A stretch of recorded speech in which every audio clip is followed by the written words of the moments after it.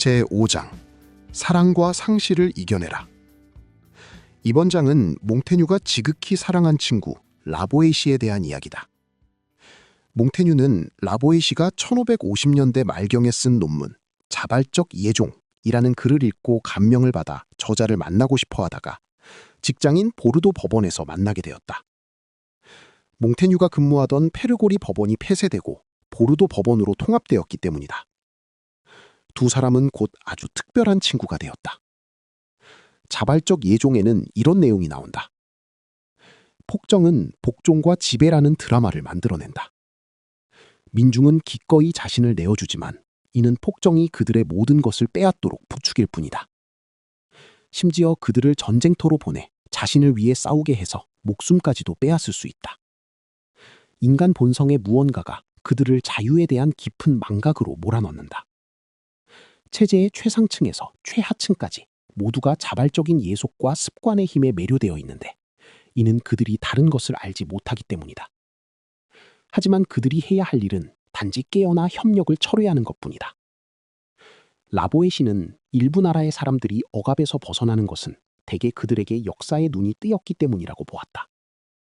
그들이 억압에서 벗어날 수 있었던 것은 과거의 유사한 폭정들을 배우면서 태어난 환경을 그대로 받아들이는 대신 그 틀에서 벗어나 다른 시각으로 모든 것을 바라보는 법을 터득했기 때문이다. 아쉽게도 이런 자유로운 영혼들은 좋은 결과를 내기에는 그 수가 너무 적고 그들은 대개 함께 일하지 않고 상상 속에서 홀로 살아간다. 몽테뉴는 두 사람의 우정이 고전의 어떤 책에서도 사례를 찾아보기 어려운 온전하고 완벽한 우정이었다고 썼다. 이 같은 우정은 서로 일치하는 점이 많아야 한다. 자발적 예종을 보고 이 사람은 아마도 나와 생각이 비슷한 사람이구나 라는 인상을 가지게 되었을 것이다. 예리한 사고력, 문학과 철학에 대한 열정, 성장하면서 읽은 고전과 그 속의 저자들에 대한 존경심 등 너무나 공통점이 많았고 그 둘은 영혼까지도 서로 아끼는 우정을 나누게 되었다. 에세, 우정에 대하여 라는 장에 누가 내게 왜 그를 사랑하느냐고 묻는다면 나는 그것을 설명할 수 없음을 느낀다. 다만 그가 그였고 내가 나였기 때문 이라고 밖에는 대답할 길이 없다. 아마도 하느님이 정해주신 바에 따라 만나기 전부터 서로 찾고 있었다는 것을 나는 믿고 있다 라고 쓰고 있다. 라보에시의 죽음과 애도. 1563년 어느 여름, 라보에시는 몽테뉴에게 몸이 좋지 않다는 전가를 보내며 몽테뉴가 병문안을 와줄 수 있겠냐고 물었다. 몽테뉴는 그렇게 했다. 그 후의 모든 일은 몽테뉴가 나중에 아버지에게 편지 형식으로 쓴 장문의 기록 출판물에 나와 있다. 라보에시는 하루 종일 밖에 있다가 감기에 걸렸다고 했지만 몽테뉴가 보기에 상태는 그보다 훨씬 심각해 보였다. 사흘간 친구 옆을 지켰으나 라보에시는 32세에 세상을 떠났다. 이것은 몽테뉴가 사랑하는 사람의 죽음을 가까이에서 목격한 첫 경험이었을 것이다. 몽테뉴는 전염병에 관한 개인적인 두려움에 대해서는 아무 말도 하지 않았지만 그토록 무서운 질병으로 인한 죽음이었기에 몸으로 느끼는 현실은 충격적이었다. 라보에시는 장서와 그의 유작을 몽테뉴에게 물려주었다. 몽테뉴는 친구가 떠난 슬픔을 문학으로 승화시켰지만 그의 슬픔은 감당하기 어려울 정도로 컸고 시간이 흐를수록 더욱 깊어지는 듯했다. 라보에시가 세상을 떠난 후 모든 것이 어둡고 음울한 밤처럼 느껴졌다. 약 18년 후 이탈리아 여행 중 그는 자신의 일기에 이렇게 적었다. 오늘 아침 도사경에게 편지를 쓰면서 라보에시 씨에 대한 너무나 고통스러운 추억에 잠겨버렸다. 그 생각에서 벗어나지 못하고 오랫동안 괴로워하며 큰 고통을 겪었다. 그는 또한 에세이에 진정한 동반자, 즉 자신과 삶의 방식이 일치하고 좋아하는 일을 함께할 수 있는 사람을 얼마나 그리워했는지도 썼다. 여행 내내 그런 사람이 너무나 그리웠다. 그는 상실의 충격을 극복하기 위해 주의를 다른 곳으로 돌리는 기법들을 사용했다. 무엇보다도 그는 글쓰기의 치료적 효과를 발견했다. 라보에시의 죽음에 대한 이야기와 세상에 대한 작별 인사를 글로 남김으로써 그는 그 장면을 다시 경험하고 그렇게 해서 그 기억을 이겨낼 수 있었다. 라보에시를 완전히 잊지는 못했지만 그 없이도 세상에서 살아가는 법을 배웠고 그렇게 함으로써 자신의 삶을 변화시켰다. 라보에시에 대한 추억의 글쓰기는 결국 그를 에세 지필로 이끌었다. 에세이의 28장 우정에 대하여는 라보이 씨와의 우정에 관한 글이다. 라보이 씨의 자발적 예종. 자발적 예종은 이미 그 인근 지역에 유포되어 큰 논란을 일으켰다. 이 점이 마음에 걸렸는지 몽테뉴는 라보이 씨가 이 논문을 쓴 시기는 겨우 16살로 습작으로 쓴 것이고 수많은 책에서 되풀이된 일반적인 주제에 관한 것이라고 과소평가하는 말을 그의 에세이에 썼다. 이 말은 그 논문을 보고 저자를 그토록 만나고 싶어 했었다는 말과 전혀 어울리지 않는다.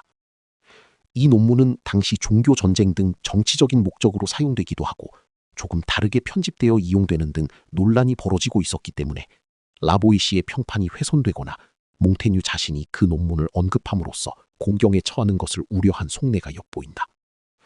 16의 어린 나이에 습작한 것을 가지고 뭘 그리 심각하게 생각하느냐는 것이다. 몽테뉴는 또 그는 사를라크보다는 차라리 베네치아에서 출생하기를 바랐을 것이다 라고 말하면서 바로 뒤에는 그것은 그에게 지극히 감명을 준 교육이 있는 곳이기 때문이다.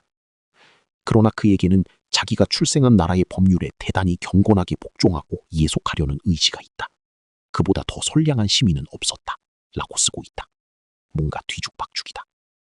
평생을 두고 아끼는 친구가 죽은 후에 정치적인 이유로 마음대로 평가되는 것도 싫었을 테고 그를 아끼는 자기도 논란에 휘말릴 가능성이 염려되었던 듯하다. 자발적 예종은 폭정의 협력을 피하고 각자 양심을 지키라는 내용으로 에세이의 한 장이라 봐도 무방할 정도로 몽테뉴의 사상에 가깝다. 몽테뉴도 원래는 에세이의 한 장으로 친구의 논문을 실을 계획이었는데 대신 우정에 대하여 라는 장을 써서 대체하고 라보이 씨의 글 중에서 시를 한 편 실었다. 전체를 종합해서 보자면 몽테뉴와 라보이 씨는 이미 16세기 중반 변덕스러운 프랑스 국왕의 통치를 받고 있지만 속으로는 베네치아처럼 시민들이 국정을 이끌어가는 공화국 체제를 꿈꾸고 있었던 것을 알 수 있다. 인류 역사상 희귀종인 공화정을 그들은 그리스, 로마의 고전, 그리고 여행과 견문으로 그 시대 베네치아에서 이루어지고 있는 것을 알았을 것이다. 진정한 우정에 대하여 그 시대 온통 종교가 전통 기독교냐 신교로 개종했느냐를 놓고 벌이는 폭정 속에서 대단히 희귀한 두 사람이 만나 서로 나의 분신인 듯한 우정을 느꼈다. 두 사람은 서로 크게 다른 면이 많았지만 퍼즐 조각처럼 서로 꼭 들어맞았다.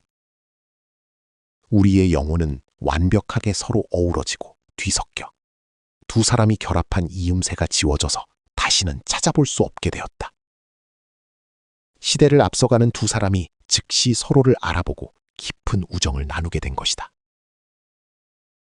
몽테뉴의 글을 보며 우리는 평생 몽테뉴가 라 보에시에게 느꼈던 진한 우정을 나눌 만한 친구를 평생 한 사람이라도 둘 수 있을지 생각해보게 된다.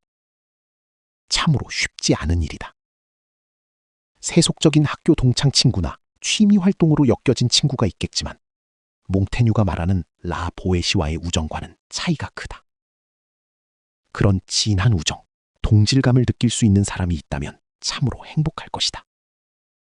몽테뉴의 경우처럼 라 보에시와 겨우 6년만 교유했다는 점도 큰 작용을 했을지 모른다. 내 경우를 생각해보니 가깝고 만나면 반가운 친구들은 있지만 몽테뉴와 라 보에시 같은 친구는 생각나지 않는다. 조금 비슷한 감정을 느꼈던 분이 있기는 했다.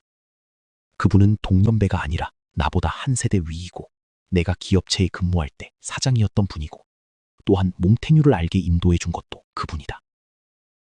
기업체 근무를 마치고 작은 대학으로 근무처를 옮긴 후 시간 여유도 생겨서 그분과 월 한두 번 이상 자주 만나서 이야기도 나누고 가끔 북촌마을에서 식사도 하던 세월이 있었다. 그분은 말하자면 동시대의 다른 사람에 비해 여러 면에서 앞서가는 분이었다. 다행히 나는 그분의 이야기가 아주 재미있었고 공감이 갔다.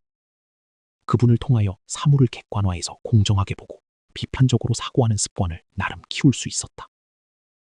가끔 그분과 함께 근무한 회사의 옛 직원들과 함께하는 오비 모임이 있었는데 그분은 앞에 앉아 식사하며 대화했던 사람이 다들 고개를 끄덕이지만 말귀를 알아듣고 끄덕이는지 못 알아들으면서 건성으로 끄덕이는지 알게 된다는 말을 내게 슬쩍 해준 적이 있다.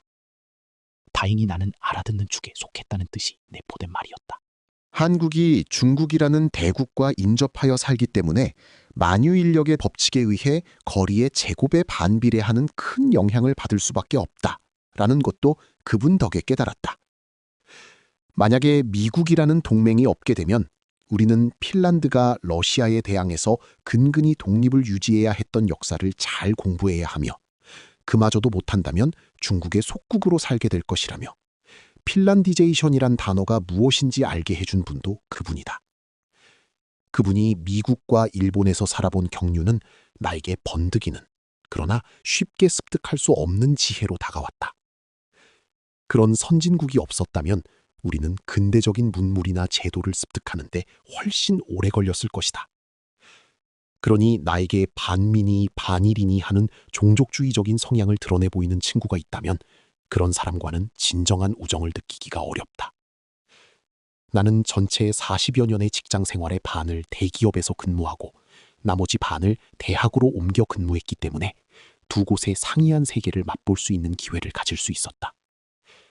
그 경험에서 알게 된 것은 기업체에서의 20여 년은 내가 대학에서 배운 것보다 실제적이고 실존적이며 진짜 지식이었다는 것이다. 기술 이전을 위해 장기간 해외 출장을 하는 기회는 선진국의 문화 자체를 보고 배우는 기회였다. 대학에서 교수가 되어 생활해보니 상아탑 속에서만 살아온 동료들이 상대적으로 세상을 협소하게 보는 듯이 느껴졌다. 그들은 지식인으로서 비판의식이 강하지만 왠지 삐딱한 비판의식인 듯했다. 언젠가 그분께 보고도 안 하고 태국으로 며칠간 여행을 갔는데 전화가 온 것이었다. 책을 추려놓았는데 가져가라는 것이었다. 그때서 알았지만 어떤 수술을 위해 대학병원에 입원하기로 한 후 평소 내가 관심을 보이던 분야의 책들을 박스에 따로 모아놓은 것이었다. 그때의 통화가 그분과의 마지막 대화가 될 줄은 몰랐다. 3일 후 귀국하고 병원 영안실로 가야 했는데 평생 그렇게 눈물이 펑펑 흐른 적은 없었던 것 같다. 주체할 수 없는 눈물을 채 정리도 못하고 영안실 밖으로 나왔는데 몽테뉴 독서회에서 만난 어느 지인이 나와 고인과는 어떤 사이냐고 묻는 것이었다. 내가 다니던 회사의 사장이라고 했더니 눈이 동그래지며 놀라던 얼굴이 떠오른다. 아마 직장 상사가 자꾸 했다고 그렇게 눈물을 흘리는 모습을 처음으로 본 것이리라.